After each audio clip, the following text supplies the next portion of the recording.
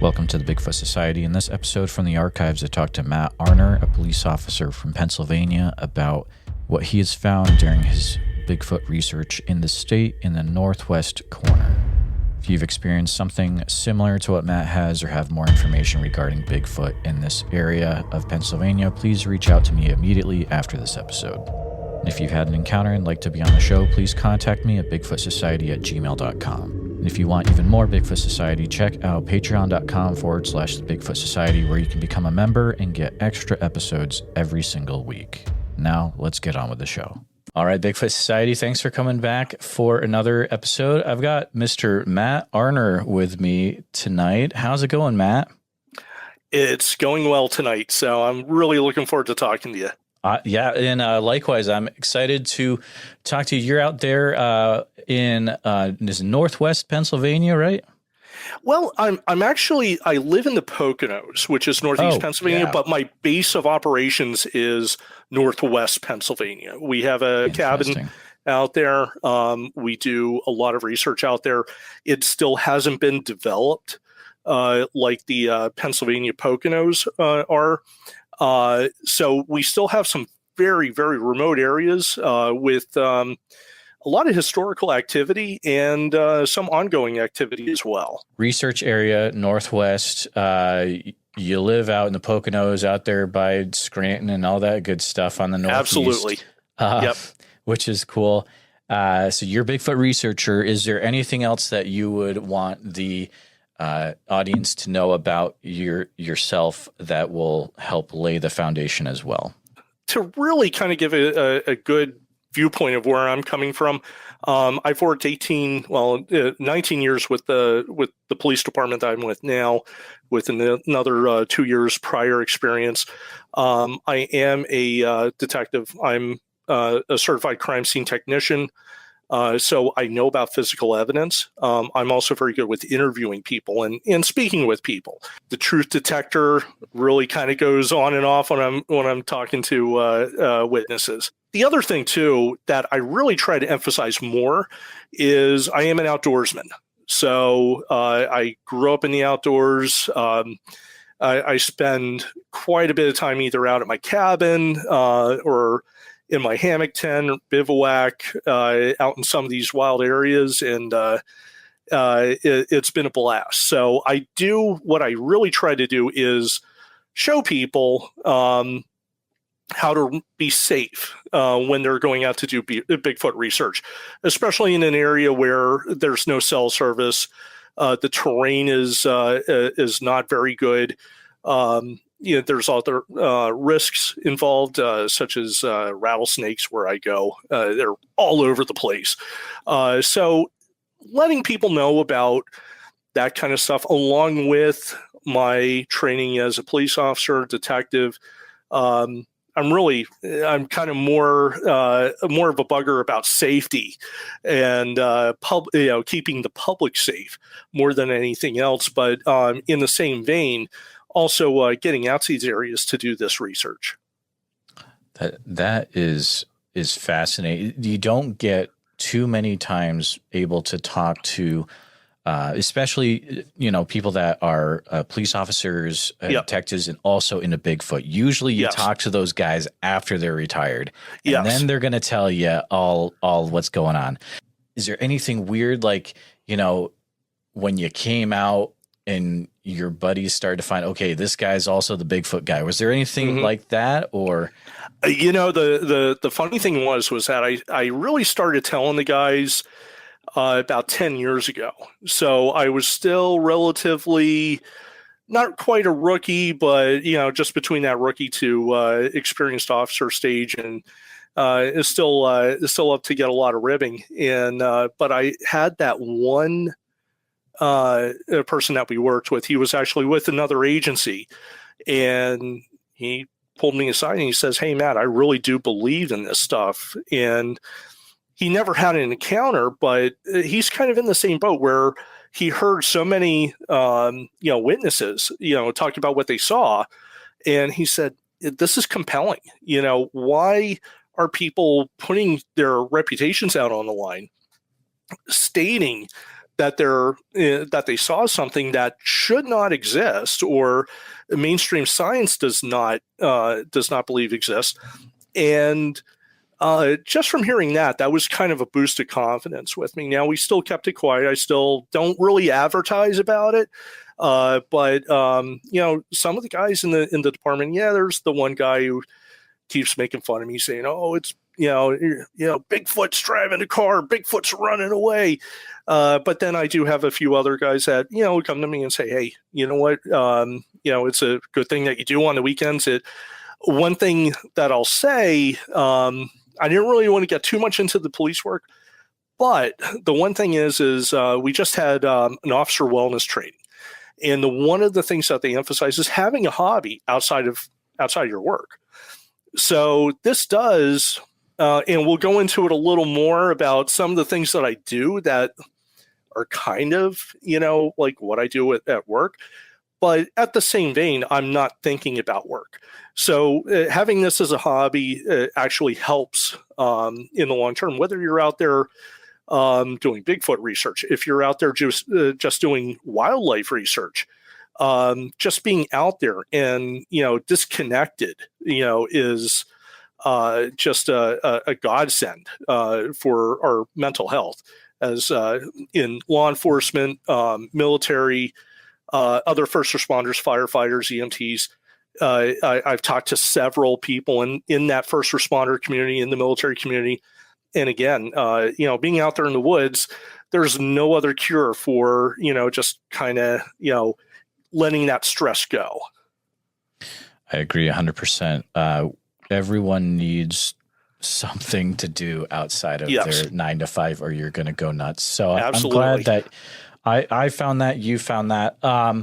And it's got to be cool. You're hopefully one day you'll be at the office and you'll get that weird call in from someone. "Hey, I saw something," and you're like, "I got this one, boys." Yeah. Who knows? It might happen, but not in our ears, more urban. However, I did get a call one time for a possible mountain lion that was in our town. So I followed up with the interview. I think it was a misidentification. We do have fairly large bobcats that are in the area, but it was still kind of neat to do that. So that's awesome. Matt, whenever I have someone on, I'm always curious to know how you started to get into the whole Bigfoot thing to begin with. So was it a thing where you were a little kid getting into Bigfoot, or what brought you into it? Well, the one thing is I've always had an interest in it. And my parents really didn't know. I was the last of the siblings, so I kind of, went off and did my own thing. But they knew I was into the outdoors and, watching scary movies and stuff like that. But they didn't really know specifically about Bigfoot. I grew up in a Navy family, so we were always connected with the bases and such. And I remember the one night we went out to the Navy base, and they had a movie, family movie night. One of the movies was The Legend of Boggy Creek, and the other movie, which I didn't know the name of it, I still kind of don't know the name of it, but you'll know which one it is. The Ivan Marks movie that he made about Cripplefoot, which was kind of, But anyways, it was a very interesting film, and those films kind of got me into it. When I was 10 years old, I actually we were given a class project of what I think I was in third or fourth grade, what you want to do when you grew up. And so I wrote this life story that I was going to be a park ranger, which isn't that far from what I'm doing right now, and that I would be looking for Bigfoot. And I actually had a picture of a Bigfoot. So I still have a copy of that. It's on my personal Facebook page. I always put that up every so often, but I wrote this when I was 10 years old in 1982. So anyways, I did have that strong connection. Now, where we lived in like a southeastern part of Pennsylvania. It's not what I thought was not a squatchy area. However, my mom was working not really an evening shift, but she was going out from 5 p.m. to 10 p.m. to work at her job. And on the way, and this was in the 1980s, I remember her coming back home almost immediately. This happened in the wintertime, and she told all of us, but she went to my dad and said, "I saw a monster crossing the road out by the industrial park." So the way my mom described it, and I'll just give you a little thing about my mom. My mom she grew up in the coal mine area here in Pennsylvania. It's almost like how you would envision like West Virginia in the hard coal areas. They were always, just kind of, I wouldn't say backwards, but they you didn't get the exposure to some of the things that you would have in the cities. But she described the monster as she saw it as almost like a hippie, like some hippie long-haired monster thing that crossed the road in about 2 steps. At first I was like, yeah, come on, Dad, let's go out there. And he said, no, you got to stay here. I'm going to drive out with your mom. They went out. They didn't find anything. But my mom is not one to lie about anything like this. So the more I started, when I got older, we always knew about the monster story. We would always tell her about it, say, hey, tell me what you remember about the monster. Well, it looked like a hippie, it looked like one of those rock people, with the long, strictly hair and everything. But the more I started looking into this is we were close to New Jersey. We were close to the Pine Barrens. And there have been historical sightings from the Pine Barrens. And from what I found out is that they would bleed over to Pennsylvania. So that was really kind of I guess, I did have that momentum going, and this was just kind of the push to really kind of get me into this. Now, again, this is in the 1980s. I'm still a young kid. I thought about, Bigfoot, when I was growing up, when I was in high school, college. It wasn't until like the 1990s that the internet started, really getting popular. And I would go on the old BFRO site. I'd go on Eric Altman's had a wonderful setup with the Pennsylvania Bigfoot Society at the time. And they always had the link if you want to become an investigator, send us an email. I always did. I never heard anything. But I did find that there was a lot of interesting sightings that happened not only where I had previously lived, but where I had moved up to in the Poconos. So as I'm going through, I'm finding that they were seeing this up in the Monroe County, in Luzerne County, in Schuylkill County. And I'm like, oh my God, I live in these areas. I know these areas pretty well. So I still kind of kept interest, and I'd watch any of the unexplained mysteries, those type of shows. But it wasn't until I had a friend of mine that started a paranormal group. They wanted to know if I wanted to go ghost hunting. Do you feel, as a Bigfoot researcher, what's the difference between researching Bigfoot in that area of time when there was hardly any internet, as opposed to today where there's almost a overload of information? Yes. You don't know where to look because these reports could be anywhere. Yes. And how is that? What's the difference there? That must be so interesting to live in both of those worlds. It was. And again, I really kind of got more into it towards the late 90s. Now, I love this person to death.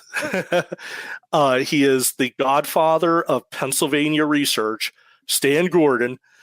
But if you go on Stan Gordon's website, on some of the older websites, it's just like it was back in the 1990s, and I love the guy. He is, like I said, he is the godfather of Pennsylvania crypto and UFO research. He is the man. But yeah, like I said, seeing, some of the sites, they were those old, where you just had the replies on there, almost like an old message board. You would just click on the reply or click on the link. It would take you to, basically like a text blurb of what the sighting was.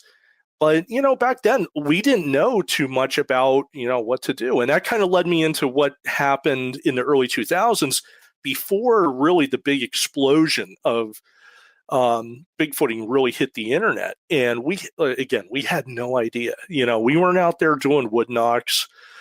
We heard them, but we didn't really know that in other parts of the country that they were attributing, these wood knocks to, a possible, wood ape Bigfoot.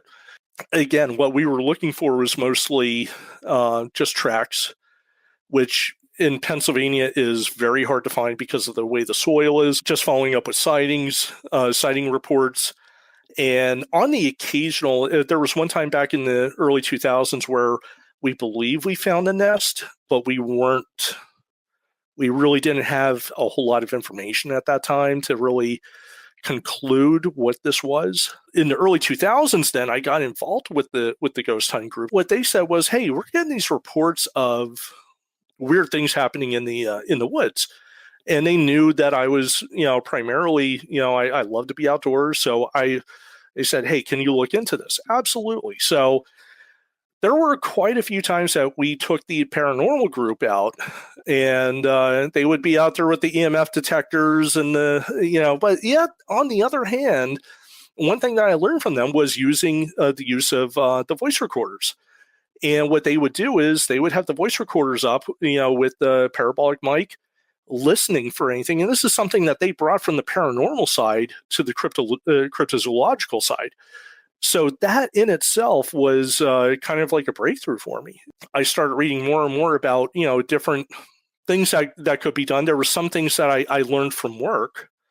And again, it just kind of went from there. Yes. Did you find there was a time when you get back home, you're going over your recorded audio, and you picked up stuff that you hadn't heard at the time you were recording it?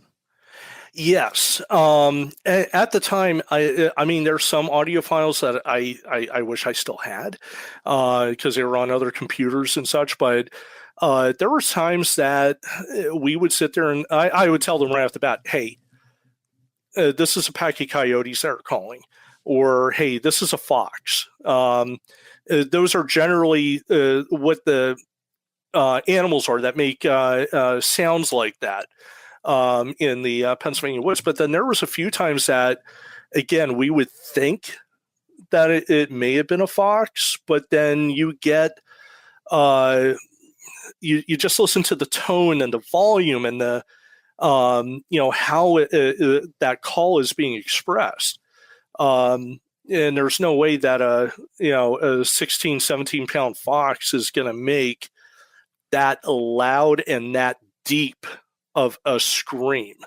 There was also other calls that we got, especially with the coyote calls, where we would sit there and I'd say, okay, this is a high pitched yip. This is definitely from a coyote. But then you would get that one call that sometimes it's right before the coyote call. Sometimes it's after the coyote call, where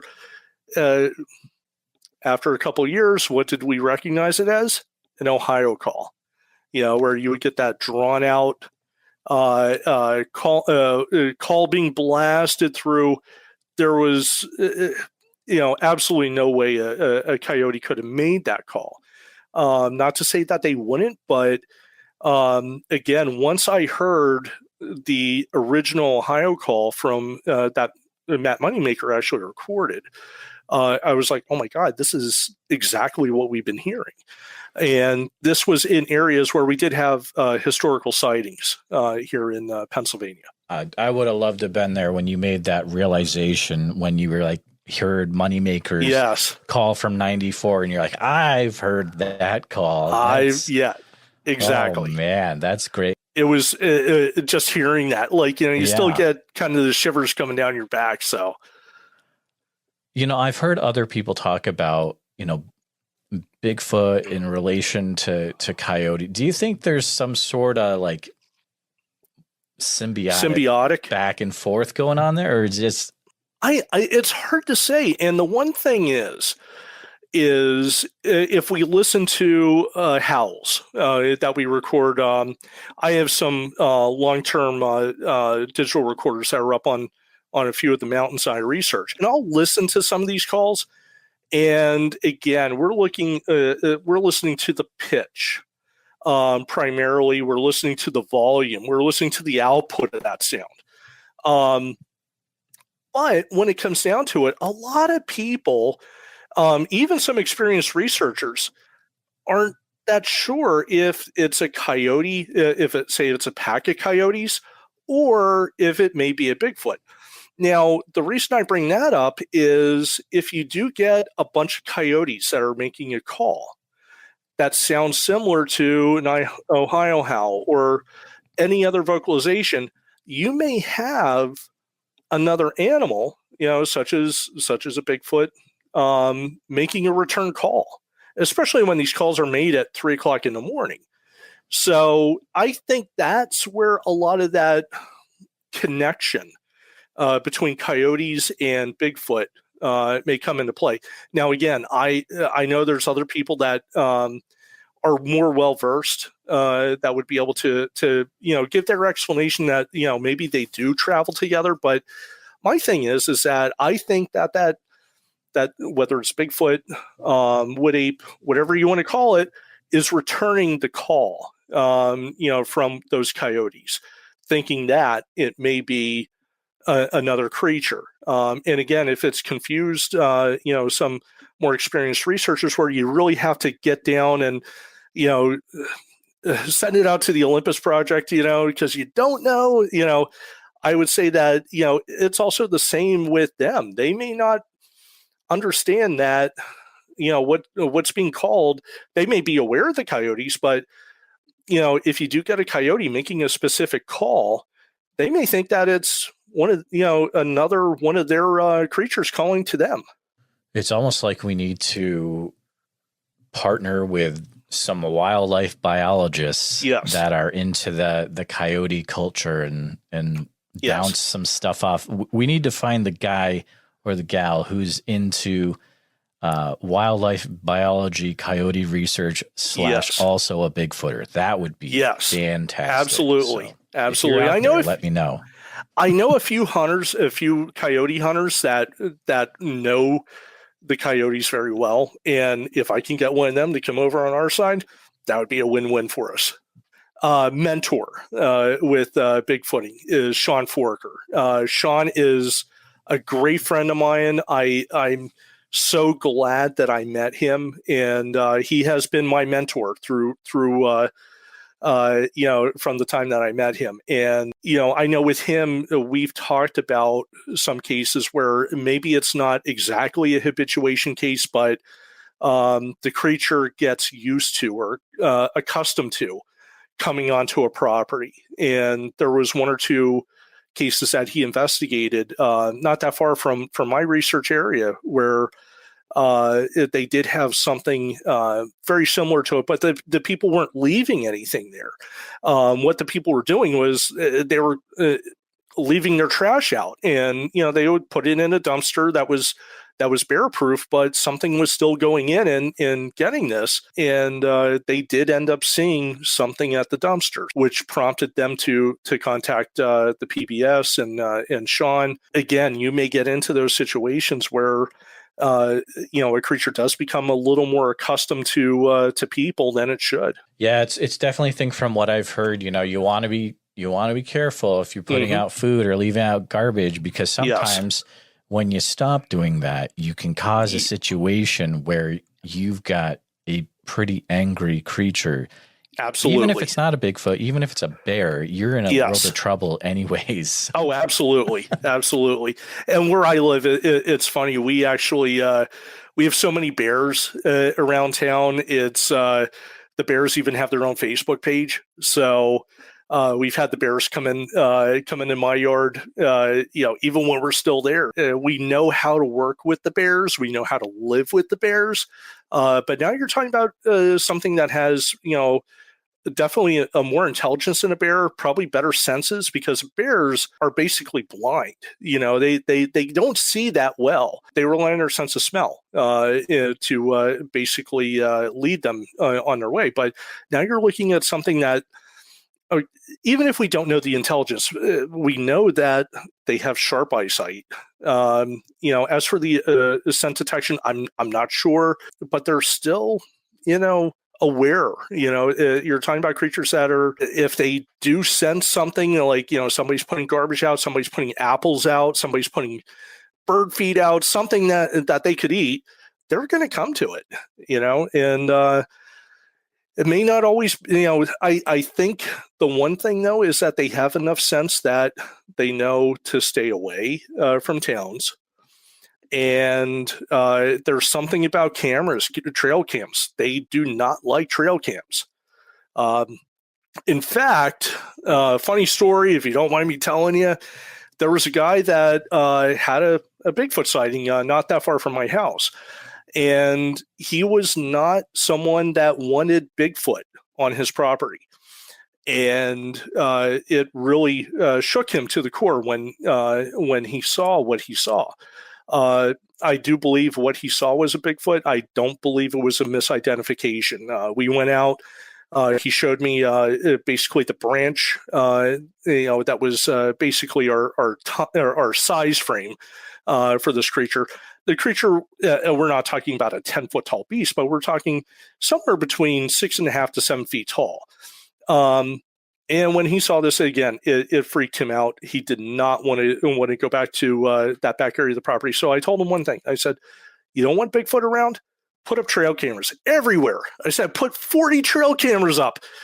Nothing's going to come around." And he said that, since he put that out there, he's heard vocalizations, but he hasn't had anything come onto the property since he started doing that. So again, I don't know if it's anything from the infrared. I don't know if it's anything from just, hey, you know what? I know these woods really well, and now there's a plastic box on the tree. I don't know what this does. I'm just going to stay away from it.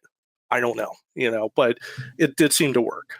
Wow. And that's in northeast Pennsylvania? This was in northeast. Yeah, this wasn't that far from where I live. Wow. And in fact, I drive that area, and that's another area where historically has been a very active area.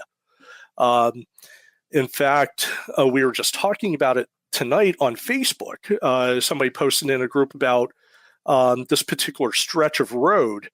And I said, well, and I'm not going to give away where this guy lives because he lived in a specific spot along this area. But there was a creature that for years was called the Suscon Screamer.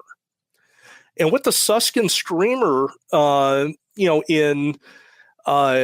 basically in lore was there was a big wooded area between Pittston and Thornhurst, which is in the middle of the Poconos. In that area, it's all wooded, it's all staking lands, and they would the lore goes was that it was a bride that was jilted on her wedding night, and she decided to kill herself, and she screams. But then you start reading into it, and you start looking and doing a little more research. They've heard these screams since the 1800s when they started logging the area out. Along with that, I guess the first sighting of the Suscon Screamer was it walked on two legs and it had the head of a pig and was covered with hair. So what do you get with that? And eventually the one story that I linked onto the Facebook group actually towards the end started saying that there were multiple sightings of a bipedal hairy object walking through there. So this has been going on for a long time. It's an active area. As for there being a lot of Bigfoot around there, I don't think so. I think there's so many different corridors and so many different places that it's probably just traveling through and just happens to get sighted. But it's definitely a corridor for something. It's just a matter of finding out, narrowing down when it happened, what time of year, what time of day these sightings were, and trying to see if you can get that sighting replicated, through just from observations, just going out there, hiking, walking, just passively observing. And if you knew that they happened in March or April, that's when the bulk of the sightings were throughout all these years. That's probably when you're gonna have a possible encounter, or probably have a better look at finding something there. Suscon Screamer, that's really cool. Has that been written about in any books that you know of? It has been in a few of the books. If you Google Suscon Screamer, okay, there's a few articles. There may be a few links to the books, but it is an interesting story. Again, they try to attribute it to more paranormal, but as you read more and more into it, it's starting to go into possible crypto area there. I like that, man. It's like, that totally sounds like a Bigfoot. Yeah, definitely. Another thing I wanted to ask you while we're in Northeast Pennsylvania, and if this is like a hoax or something, then just excuse my lack of knowledge of the area. But I always hear this story about Northeast Pennsylvania has a white Bigfoot, or a sighting of a white Bigfoot. Is that a thing, or is that just hearsay I heard? It's not hearsay. Okay. Whether it's a hoax or not, I'm not sure. It was sighted up in Carbondale, Pennsylvania, and which is north of Scranton. And with Carbondale, I guess it was an apartment complex that was adjacent to the woods. Somebody had seen this thing. There was police officers that went out. I don't know if it was the police officer themselves or one of the witnesses that came out and actually videotaped, what they believe to be a white Bigfoot. I'm a little up in the air on what it is. Could it be a person in a mask? Absolutely. Did they make masks like that back then? Because I think it was late 90s, early 2000s. It may have even been earlier than that. I'm not sure, but I don't know. I'm kind of on the fence on that one. But there were sightings of a white Bigfoot, and there's no reason why I think that Bigfoot can't have different colorations. You don't hear about them being all black. You might get one that's brown. You might get one that's tan. It's just like you'd have with bears. Bears. People say the the American black bear. I consider it the Pennsylvania black bear, but that they're all black. For the majority of them, 99% are gonna be black, but they may have white on the crest, or they may have a red or a brown edge of the where the hair is, which gives them a different color. You may also have, again, we've seen black bears with other colorization. So you're talking about something where you have a specific genetic pool that's feeding into it. Now, again, if you have something like a Bigfoot or a North American wood ape, you're going to have a spread of, possibly different colors there. So I think white is kind of a very, very uncommon color, but it hasn't been. There's been other sightings of white Bigfoot throughout the country. So I think that if we look into the fact that Bigfoot is a creature that does exist, there's the possibility that they have different colorizations like that. So like I said, there's so many witnesses that brought about the white Bigfoot or the brown Bigfoot, the tan Bigfoot. So I don't think the colorizations are really that much into play. I agree. There's definitely different variants of color. I've talked to so many Bigfoot witnesses every day. I am convinced, and I don't usually take a stand on stuff, But I'm going to take a stand on this because I've talked to so many people daily in the last 3 months as I'm trying to get more witnesses to talk on here. It takes a lot of conversations to get to that point. It does. There are so many reports from across the nation, all different areas, where the person always says the creature looked reddish brown. And that's weird because it's not red, it's not brown. It's everyone is saying, most people are saying reddish brown. I'm like, that's weird. People keep saying that specific color. It's just, it's the weirdest thing, Matt. So I don't know, something I've noticed as I've started to talk to witnesses a lot. Yes. Now, the one my mom talked about seeing, that was black. You know, that was, she said that it had that black, greasy, stringy hair. But other people I talked to have said that they've seen, you know, not so much black, but like a brown. And that was really something that kind of caught their eye, was the color of the hair. Very interesting. Yeah, absolutely. You mentioned, you know, we have a mutual friend, Sean Forker. He's a great guy. Oh my God, yes. I've been able to talk to him before. It was a fun chat. And there's got to be a fun story about how you guys initially met in, like, is there some like Matt and Sean's crazy Bigfoot adventure story, that kind of thing? Yeah. Okay. There is. So, this is, I must preface this where the intro story to Matt and Sean is actually going to be in print in one way or another, not for me. So hint. But anyway, so what happened was years ago, 2013 was when I first met Sean. So what happened was I went to the Pennsylvania Bigfoot Society's fall get together, and it was in Clearfield County at Parker Dam State Park, which Parker Dam has. That's an area of, again, higher significant activity. They had historical activity there. They were having current activity in that area.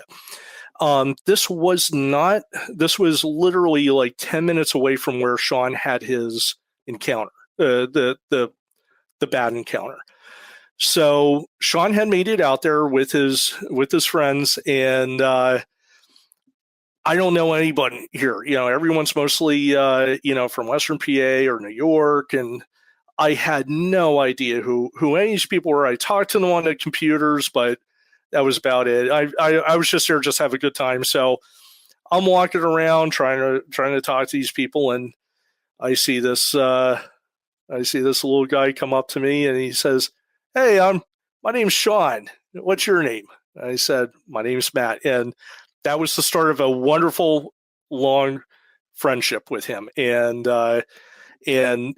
him and his group were so accepting of me. Coming in there, being the first time, going to one of these major outings with the PBS, and we just, we just all clicked.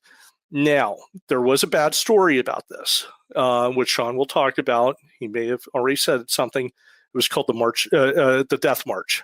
So myself and Dustin, one of Sean's friends, who have the mapping experience, the orienteering experience, we said, "Hey, we're going to take this walk. It's just going to be a short out and back, and this is going to be great. We'll take the group." Well, it didn't turn out that way, and a short 3-mile hike turned into like a 10-mile hike. And yeah, it was like up and down rocks and, going through beaver swamps and creeks and everything. And I'm just sitting there like, oh man, I hope these guys still talk to me after this is done. But anyways, I will say that I took, we did about 50%, me and Dustin, between, our credit for, misleading them slightly, but again, the map system wasn't that great. This is before GPS. We had GPS, but not the phone GPSs like you do now. And so, anyways, later that night, we decided to go out to the clearing, which is where Sean had his encounter. One thing that I did was before I went out there, I put up a trail camera pointing at the parking lot. And the reason I did that wasn't so much to see if we have a Bigfoot that comes through the parking lot, but it's basically to keep track of the people that were coming back and forth into that area. This was the only way in to this area other than for going through really thick, heavily wooded forest. Towards, we were sitting there, we had a bonfire going, we're having a blast. And around 11 o'clock, we had Eric Altman and a few others that came in, and they're out there making calls and doing wood knocks and everything else. But everyone's just having a great time. So they leave, and we're just sitting around the camp, around the fire. Now, we weren't going to spend the night out there, because of the experience that happened previously with Sean, but we wanted to be out there a little bit. So I'm out there, talking to Sean and the rest of the crew. And we said, you know what, let's start heading back. So we decided that, we're going to slowly put out the fire. So we're sitting there putting out the fire, and then all of a sudden, from just right outside the wood line, we get this solid whoop. And that there, it was funny because me and Dustin's a great guy. I love Dustin to death. He is like my mini persona, like him and I, like, we're like, yeah, we got something. Sean and his other friends, they were like, we got to go. I'm like, all right, so, but that was just such an incredible experience. That whoop that we heard, it was clear, concise, it was loud. There was, there's certain owls that can make, calls that are not really similar, but, you hear a hoo but this was a solid whoop like you would hear from a Gibbons, except if it was a Gibbons that was, 400 pounds, just because of that, that power that went through it. That was our exciting first shared experience I had with Sean. And ever since then, we've been very close friends. Again, he is my mentor. Like I've learned so much from Sean. He really is a great guy. I can't talk highly enough about him. So, we always have good times when we go out to do research. Absolutely.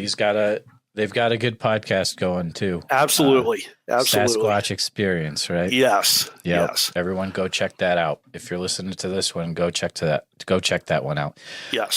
That's a fun beginning story for you guys. That was a good one. And of course, I hate to say this, but part of it was, of course, afterwards we all went to a restaurant. I think it's called Over the Mountain. It's in Rockton, Pennsylvania. Great food, by the way, and they're still open. But we went there. They were doing Sasquatch talks there. They actually had a big cutout Sasquatch because they knew about the activity up there, and they didn't really commercialize on it, but it was just really cool to be up there. So every time me and Sean go out, we always make sure that we have a good restaurant to go to nearby. The two of us are always scouting out places. So I love that. You should have a Bigfoot restaurant book of Pennsylvania. Absolutely. It's a lot better than eating Mountain House. So right. Yeah. When you are going out, Matt, and you're looking for Bigfoot, what is it you're expecting to see? What kind of creature do you have anything in your mind that you're looking for? That's tough to say because I've talked to some really hardcore researchers, and I don't know, because I've talked to a couple people that they've had sightings and kind of were let down. In a way from the sighting, in the fact that they saw something, they didn't think it was a Bigfoot, and then 5 minutes later, 10 minutes later, like, no, wait, who was just walking on top of that cliff where there's no trail and the person's all in black and it's, 95 degrees out, So, like something like that, it kind of messes with your expectations, because when you think about, going out and seeing a Bigfoot, you always think of, you walk, you get that face to face, you get to see the lines in the face, you get to see the structure of the body and everything. And, like I said, from some very good researchers I've talked with, they're like, I saw something out there. I think it was a Bigfoot, but, it's, I didn't know it at the time, and it's funny because one person I talked to said, if I would have my camera up, I would have gotten a picture, and at least it may have been a blob squatch, when it came out on video, but at least you would be able to see some sort of motion from the creature that they were looking at, or what they were looking at. And when you look at, again, something that's bipedal, we don't all walk the same. If you have something that walks differently, it would be a lot easier to bring forth to the Bigfoot community if you have something that's, a little different, in walking pattern, or in just the way that it acts, even if, even if it is a blob squatch, but, but as for me, what I'm trying to, what I'd like to see is, I'd like to see something close up, or I'd like to see it enough that I could see what the face looks like. I've heard so many differences about the face. Some people say it looks more human. Other people say it looks more like an ape. Other people bring up, and I'm a big proponent of this as well, is I think a lot of dogman sightings may be misconstrued as possible Bigfoot sightings as well. The one I think of the most where it could go kind of either way is, and I just put it up on my Twitter page not that long ago, was the Beast of Seven Shoots, where you look at it and it looks almost like a baboon face. Although it's not a clear picture, but you could see, the figure there, and you can kind of see some shadows around the face, but it may be more of just a super flat nose, a super flat, facial area. But then I've talked to other people that said, no, they have a nose like ours, maybe just, a little flatter than ours. And, they thought that, they were just hairy people, walking around. So I don't know, my mind is open, and I can't say I'm looking for one particular thing. I would like to see that face out. That's the biggest thing I'd like to see. What do you think the closest you've gotten to one of these guys is? So I've had two experiences that were fairly close. So the one, and I'll plug your group page, Jeremiah. The name of the page itself is the Bigfoot Society group encounters page, I believe. Well, okay, so I have two. So I have Bigfoot Society listeners. That's the public one, and then I have Bigfoot Sasquatch Encounters, which is like this private Facebook group, but people can see it. Yes. And I don't let anyone in there unless, like, I screen everyone. So no one is in there unless they have had something, had something happen. So everyone in there is in there for a reason. And it's a really cool community so far. It is an awesome community. And the reason I brought that up is we had the, you had the question about how close someone has gotten. I said, I will tell you if you listen to the podcast. So you did, yeah. I did. So it was an interesting. This is probably the closest I've gotten, and I put it down in my encounters. My wife and I, we weren't Bigfoot hunting. We went up to Elk County at the time. We were renting cabins in the area until we found the place of our own. So we had been staying at a place that is, they rent cabins. They're kind of scattered throughout the property. They're in a very unique area, so no one could drive back there. You have to load up all your luggage on a cart and walk it back about a half a mile. So where it is, it's fairly remote. And again, that area up there, it's, when I say remote, it's remote like you would find out in the, maybe not the West Coast, but it's one of the most remote parts in at least the Mid-Atlantic area outside of Maine. So we had this cabin. My wife and I, were spending 2 nights there. First night, nothing happened. Second night, we're in bed. The bedroom was right up along a pathway. We were the very last cabin, and there was a pathway that led back to the creek, which led up to Medix Run, which is a big hollow in the Benazet area.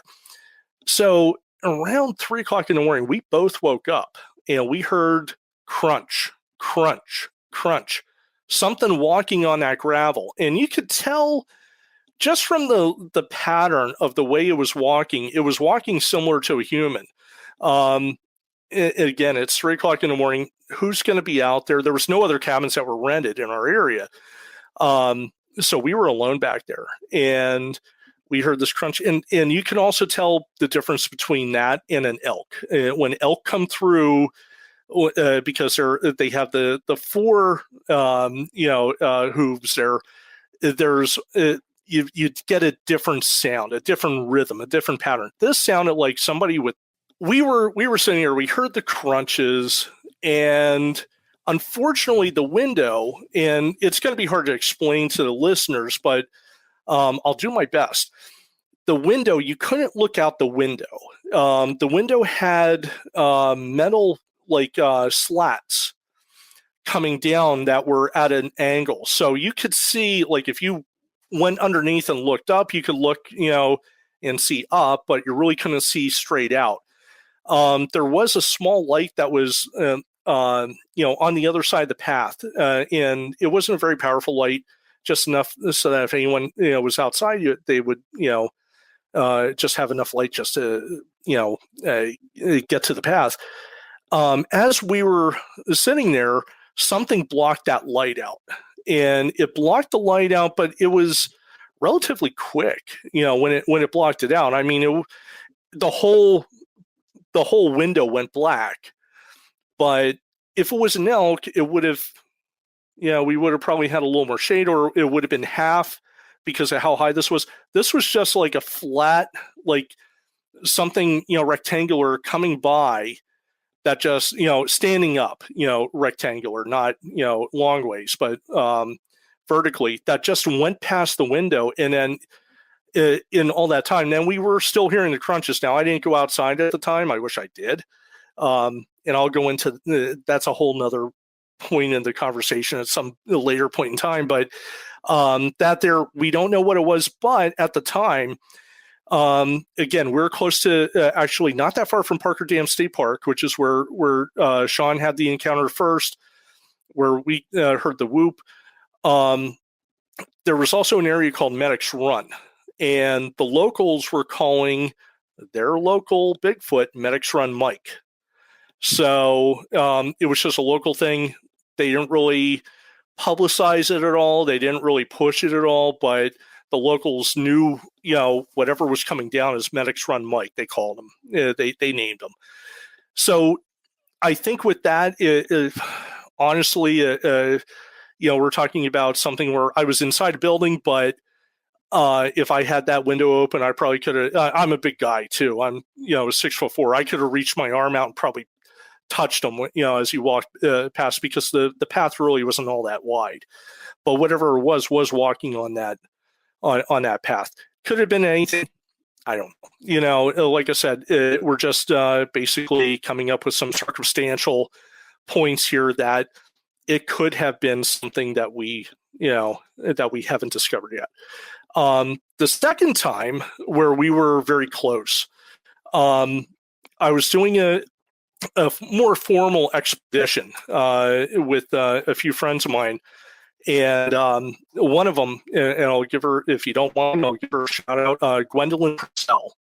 And she has been also another really good person to work with. But this is the first time I met Gwendolyn. We were up in the Allegheny National Forest, and again, we were part of basically more of a formal investigation. There was probably about 20 of us that were out that night. We were out and a little road that was that we had a gas well adjacent to us. So the trucks would have to come up this hill and hit the gas well. There was another road that went parallel to us, and then down the road that was where our base camp was. Well, everything kind of all happened at once, where all of a sudden we weren't hearing anything. We were just kind of sitting there hanging out, playing with the thermal, and all of a sudden we get a radio call from the base camp, which was about a quarter of a mile down the road, that something came up outside of the wood line, made a growling noise, and then they heard the footsteps going away. As soon as we had turned the radio off, we heard 3 wood knocks. Well, right after that, and they were clear, boom, boom, boom. Then after that, we heard the footfalls coming up basically right in front of us. The only problem, though, was that this was in October. So you still had heavy vegetation, especially along roadways. And we knew something was back there. We just couldn't tell what it was. We got to the point kind of after the fact where I just looked at Gwen and I looked at the other guy that was with us. I said, I'm going back there, let me see what's back there. And whatever was back there was long gone. So, but again, hearing those wood knocks, that was really something that really, I think with that, we're talking about distance where it may have been within 20 yards of us. With us being outside, I thought that was as close as we could get. If it was a daytime encounter, we would have seen this thing, for sure. But being that it was nighttime, again, we had the thermal. We knew something was there, but we just couldn't get a fix on it because of that heavy vegetation. It kind of, brought down the experience just a hair, but it was still an exciting experience to get through. I did have another experience a few weeks later in the ANF where it was a little farther away, maybe about 70 yards, and that in itself was a great encounter. It could have been anything. Again, there are so many things it could have been, but again, if you look at things in a circumstantial way, it may lead you to, okay, this is something that we don't know about. So what happened was a few weeks later, after we did the formal, expedition up there, we decided to do an informal expedition. So I ran at the same cabin. Now this is outside of the Benazet. This is up in the ANF. Ran at the same cabin I was at before. It was most of the same people. And the only thing that was the weather was kind of crappy that weekend. So I had been scouting around a new area between the town of Kane and the city of Bradford. Those areas up there are, again, very remote, very hard to get around.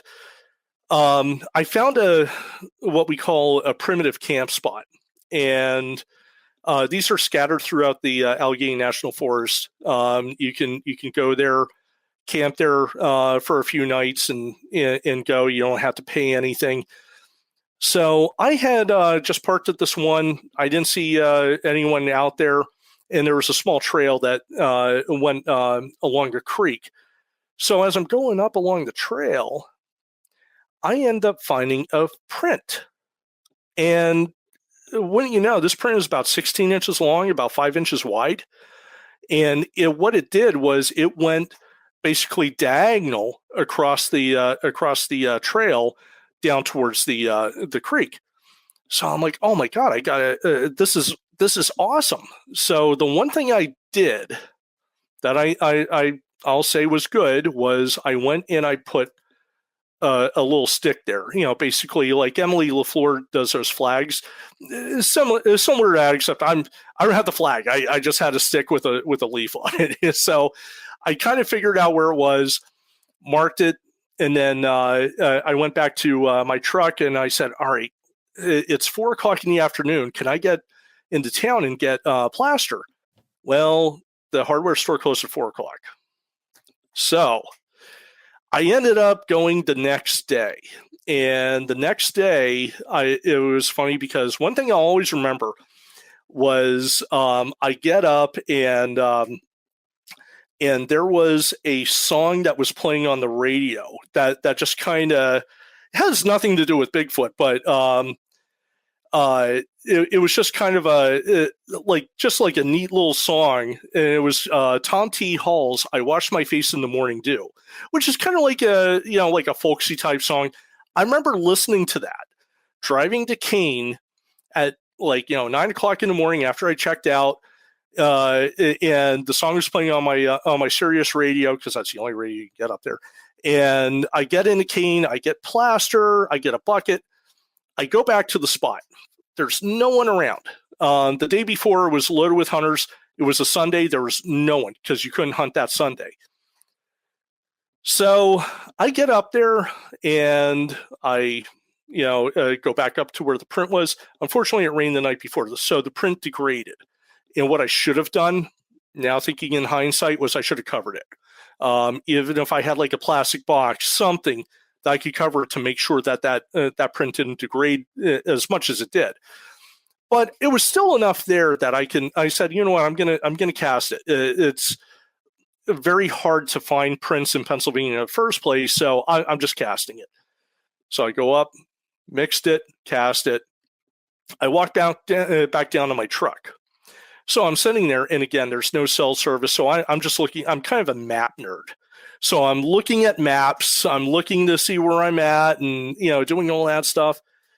And all of a sudden I hear something, and I look, in about 70 yards along the roadway, I see this tree shaking.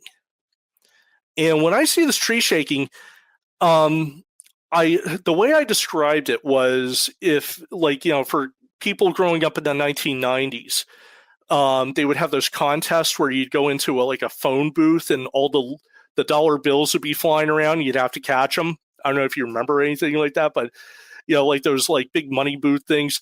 That's how violent this tree was being shook, that the leaves were just coming down, almost like it was raining. All the other trees were fine. This was being shook, but I didn't see anything there. So the one thing, and again, there's things that you do in hindsight, and I'll go over this at the end here. I didn't do, which I should have done, was I should have taken my phone out immediately, and I didn't. I was just so in shock, what the heck is going on? And so I'm sitting there, and I'm like, okay. So I finally put the video camera on, but it stopped. I don't know where whatever was there it went.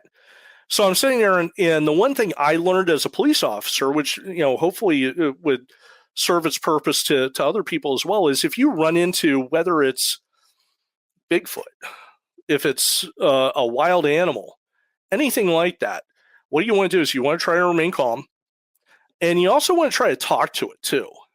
I've had pit bulls running at me. And I'll sit there and say, listen, I don't want to hurt you. And that was one thing I said, was, hey, I'm just here for research. I don't have any sort of weapons on me. I'm not going to hurt you.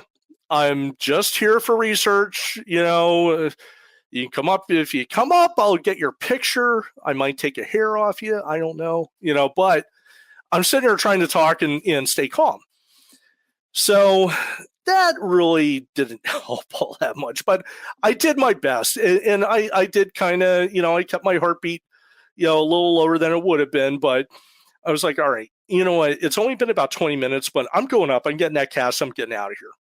So I go up, and it's up the trail a little bit, grabbed the cast, brought it back. I didn't even clean. I figured I'll clean it when I get back to the house. So I get in the truck, and I go over to the area where the tree was. And I documented this, that where the tree was, there was about a 7-foot ditch.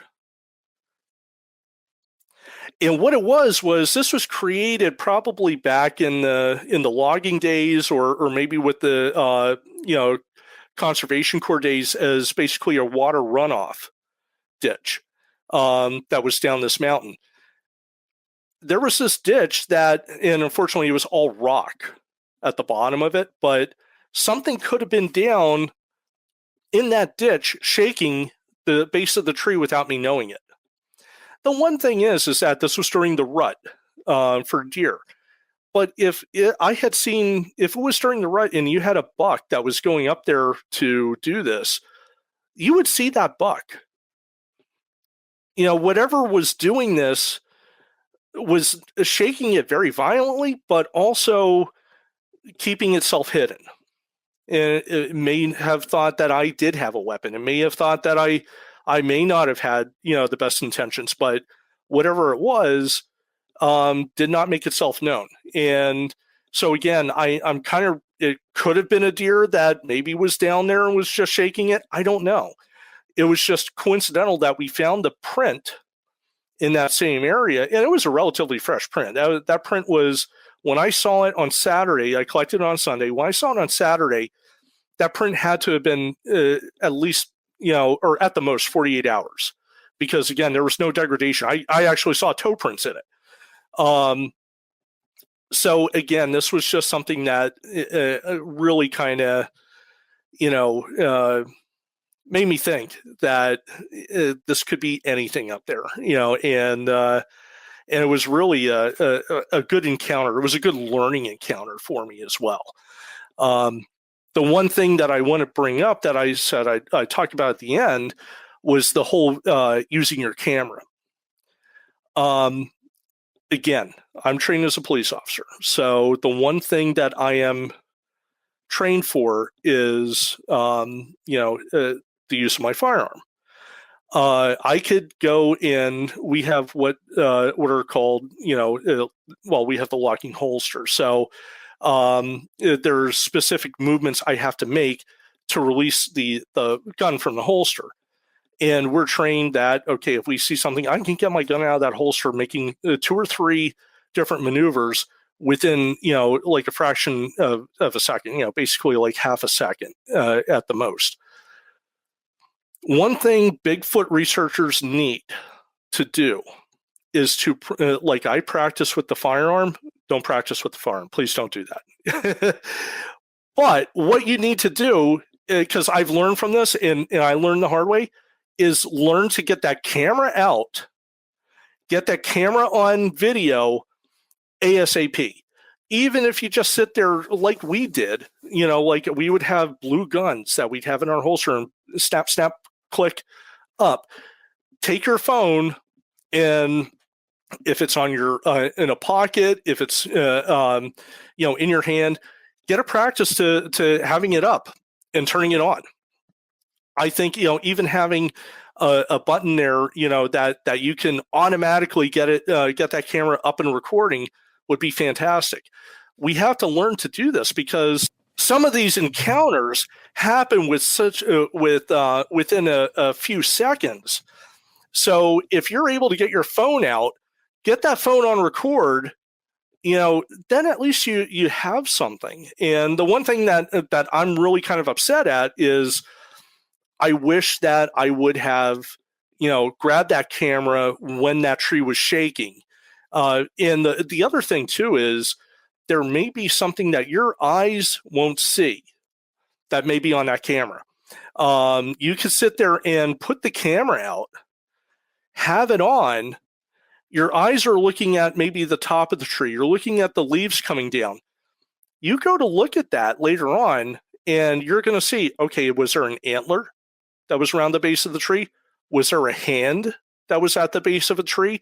Was it something else? Could a wild squirrel may have decided to come in and cause some chaos? Probably not, because it's not going to make the leaves all fall down like that. But again, your eyes may be fixated on one particular part of that. You have that video going, and you may be able to see, even something leaving, through that ditch, or, going, laying down. You may not see that with your eyes, but you will catch that with that camera. Yeah, I think that is great advice with having the camera ready or being able to get it ready. It reminds me of like what the NAWAC guys are doing now, where they have the cameras ready at a second's notice where they can just fire off and get tons of different photos. I mean, that's how we're going to get the evidence, is being ready to take the video or the photos for sure. Exactly. So, it's those type of encounters that really make you think. And again, it's something that you learn from. So, for any of the researchers that are out there, get used to working with that, getting that phone out, getting that picture. And it will, maybe from that, we may be able to get, something better, than what we've ever had before. So, even Matt Moneymaker talks about dash cams on cars. It's not such a bad idea. First, from my perspective, it helps out. Like if you get into a car accident or anything, on that side. But then on this side, like I said, you have something that runs out in front of you. You don't know what it is.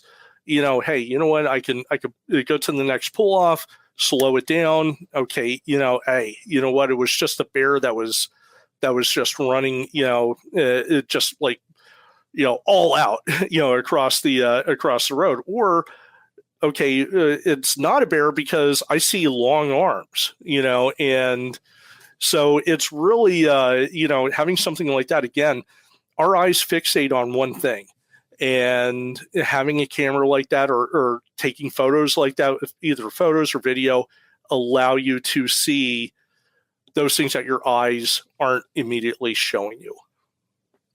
Yeah, and want to also mention, you've had some really, really interesting things happen. You had some definitely close calls. Thank you for sharing those. Yeah. I wanted to ask and bring up, you've got some other things going on right now. I mean, you've got can you talk about Cryptic Wilderness for a little bit? Sure, absolutely. What you do with that and all that good stuff. Absolutely. I mean, I don't do a lot with it right now, but I have them in place, and I have been putting stuff out there. I do have Cryptic Wilderness on Twitter and also on Facebook, and I just started a YouTube page. If you go to the YouTube page and look up Cryptic Wilderness, I actually have basically the aftermath of the Allegheny National Forest incident. I talked about an incident I had up at my old hunting camp in Clinton County, and so it really is interesting. I try to have the original intent was to talk about all sorts of lore, whether it was paranormal, crypto, with the emphasis on crypto, even just some legends, local legends from the area, but it really kind of evolved into cryptozoological, specifically Bigfoot. And what I also do too is I also talk a lot about nature in itself, being in the outdoors, what you need to do to prep to be in the outdoors. So it's things like that I do try to get out. And I'll be doing a few more videos in the near future. The one that I want to show was about using your iPhone or your cell phone as a GPS, using some of the different programs out there. I've used that. I've been in some pretty remote areas here in PA, nothing like out west, but there's still places where, again, there's no cell phone service. You're miles and miles away from help, but having that on your phone could save your life. So it's little things like that I try to, kind of push when I'm going through. I also talk a lot about nature too, because again, there may be signs of animal scat. Bigfoots have to poop too, and I know that's probably gonna be the title of this, but the one thing is that there's differences between bear poop, coyote poop, regular domestic dog. There's differences in the tracks. So being able to, kind of eyeball something, don't touch it.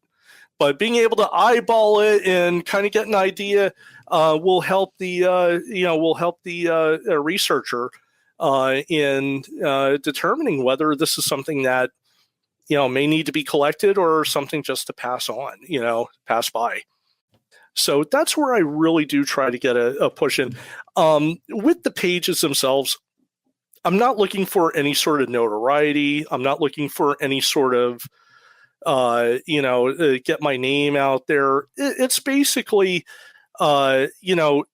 education. It's one person that I haven't met, but is definitely another mentor for me would be like Dr. Russ Jones. Where he's a naturalist. Now he has his job as a chiropractor, but as a doctor, but he does this. He knows the natural world there in West Virginia like the back of his hand. He really tries to emphasize, being out there safe. And so again, I do try to kind of, more or less be in that type of vein where I'm not looking just to put a name out there, but to help people, help future researchers, help even current researchers that are out there. Absolutely. Yeah. And I'll definitely have the links to that in the show notes. People want to go over and subscribe to the YouTube channel and watch the videos that have to do with what we talked about tonight. Yes. And kind of flesh that out a little bit. That'd be awesome. Yeah. But Matt, this has been a super fun discussion tonight in the chat with you.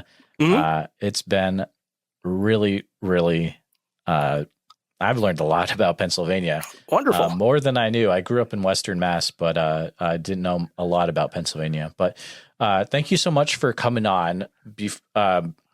Do you mind taking a few minutes? If there's anything else that you want to make sure people know that you've got coming up, please take a few minutes to share how people can keep up to date with you.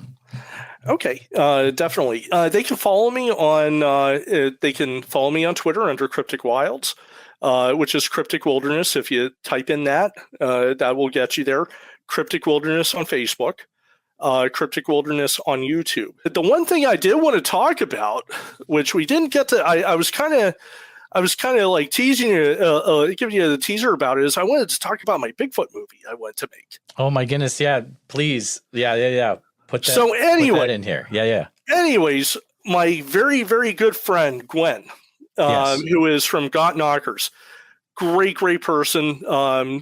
Definitely, follow her and follow Got Knockers. It's a great group. It's Gwendolyn Purcell, right? Gwendolyn Purcell. Yeah. Yes, she is awesome. So anyways, we were out doing just a small expedition, her and one or two other people, I believe they were from that CARC program.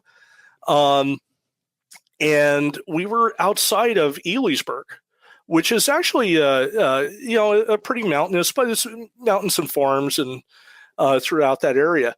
So one of the guys that was with us, we heard a rock get thrown. Or I don't know if it was a rock. It could have been an acorn. I'm not sure. But he had said, "Hey, why don't we throw the rock back?"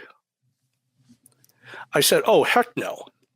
Because if you got something that could throw a rock whizzing past your face at like 100 miles an hour, and you're going to throw a rock back, I don't want to get into a rock battle with somebody that could throw like that in the dark." So from that spawned my idea. So anyways, Seth Breedlove, if you're listening, Bobcat Goldweight, I have you in mind. So what I have is Bobcat Goldweight is going to star in my movie. He's going to be a talent scout for the Major League Baseball. And he needs to get that one more star or the team is going to drop him. So somehow he's driving around, the mountains of Southern California and runs into a Bigfoot. And the Bigfoot runs away from him, starts throwing rocks at him. And he says, hey, you know what? I could get you to play baseball. And somehow this Bigfoot comes back with Bobcat Goldthwait.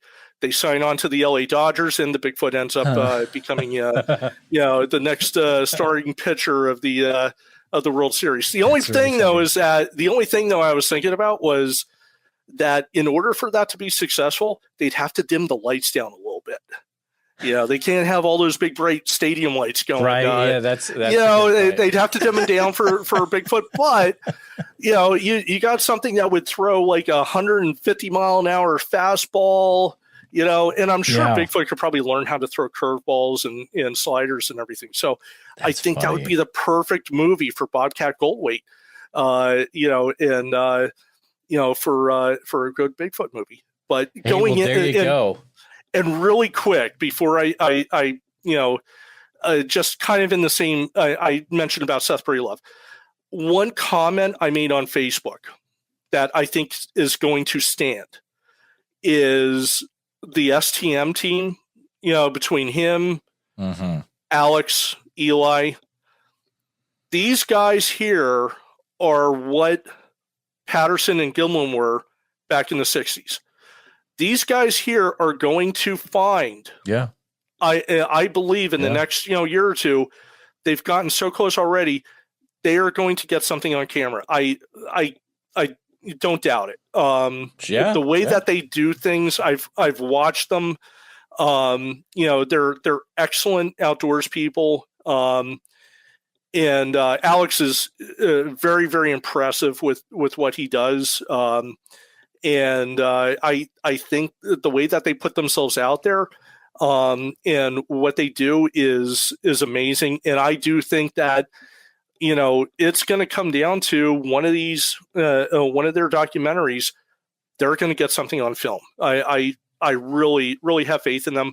And then also you have the other people along with that. Tate, great guy. I was telling you before the show, I saw his series with where he came to Iowa with you, and he was going across the country. It was really, really an outstanding program. So I think we have a good crop of researchers that are out there doing the right thing. And it really gives me a lot of faith that I think that we're going to have, we're going to have some really good evidence in the next year or two. It is really cool. Like, and sometimes these guys will go out as a group. You'll have people like Alex Petikoff will be doing Beyond the Trail, but you'll also have, like Tate Hieronymus will be doing his Sasquatch Search for Sabi series. Sometimes you'll have Jonathan Easley there doing Western Bigfoot Exploration. You'll have Ron Man Reed doing his thing too. Yes. So because you have all these things going on at the same time, people capturing video. Yes. I agree. There's a huge likelihood that we are very close to finally getting something on camera again, reputably. Yes. We'll leave it at that. We're not going to get into that. You know what I mean? Yes. So, I totally agree with you, Matt. It has been a fun time chatting. I'll have to definitely keep in touch with you, and absolutely, I think you'll be having some other cool things happen in the future as well. But I hope so. So, I thank you so much for allowing me to be on your show.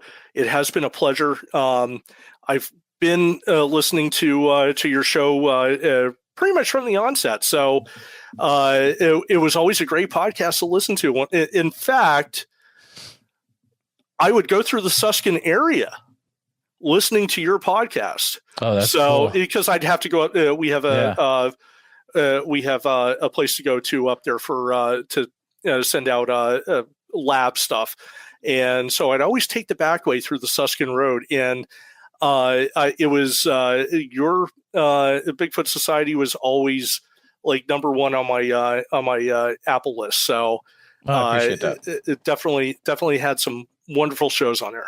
Cool. Thank you. Well, thanks again for hanging out tonight, Matt. Yeah, definitely. Thank you, Jeremiah. And again, thanks to your listeners. They've been great, and hopefully you can get me and Sean out here, and we'd love to come on, and hopefully we'll have some great stuff for you over this summer. So just want to take a few minutes to say thank you to you, all my listeners, for listening to the podcast. Please take a minute to help out the show by subscribing on YouTube, making sure you hit the bell so you don't miss any notifications, and share the episode on YouTube with a friend. Also, if you're listening to us on a podcast, thank you so much. Make sure that you're subscribed, share the show with a friend. Really, it's all about sharing the show wherever you can. If you've had a Bigfoot encounter related to the following or know someone who has, please reach out to me at bigfootsociety@gmail.com or pass on my email. Here's the list. All right, I'm going to use this space this week to announce that I'll be at the Sasquatch Summerfest in Oak Ridge, Oregon as an attender. I won't be presenting or anything, but I'll be hanging out, trying to interview people that have had Bigfoot encounters. If you're from the Oak Ridge, Oregon area or surrounding and you've had a Bigfoot experience, please contact me directly, bigfootsociety@gmail.com. Also, Priscilla was nice enough that if you get your tickets through SasquatchSummerfest.com and use code Bigfoot Society, you can get 50% off the cost of your tickets, which is a big amount. So code Bigfoot Society to get 50% off your tickets, SasquatchSummerfest.com, and helps out the podcast as well. A special thank you to all the Bigfoot Society Patreon and YouTube channel members. It's your support that helps keep the show going, and I extremely appreciate it. One more thing. Okay, here's the deal. So we're at the point, guys, where there's no stopping us. We are going to full-time podcast no matter what. But I need your help to get there. I figured it out, and we need approximately 700 more people in the Patreon in order to reach our goal of going full-time, actually able to go to places, people that have been having Bigfoot activity, interview them face-to-face, check it out for myself, all that good stuff. If you guys can, guys, this is the time. If you can at any time become a supporting member of the Bigfoot Society, go to patreon.com/the Bigfoot Society. I would appreciate it. It's going to help us get to the next level, pretty much the final level. You guys are amazing for listening. If you can't become a supporting member, please share this episode everywhere you can. Share it with anyone who's into Bigfoot encounters, and that means a world to me as well. Thank you all for listening, and we'll see you next time.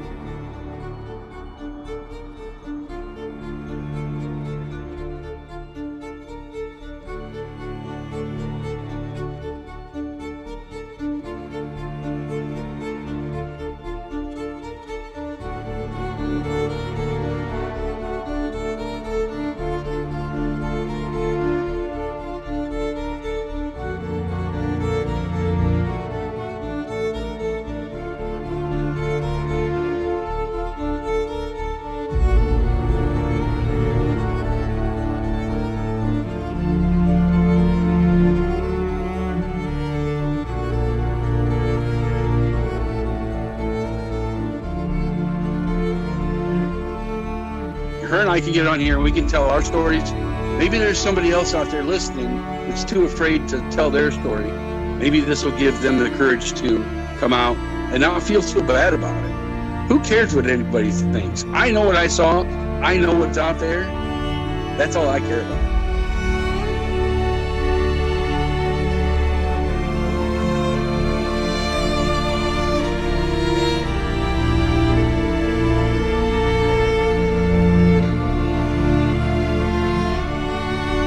Please let people know. Please let them know. If you ever see one of these things, you need to tell. Because if you don't, then shame on you. You know? Shame on you.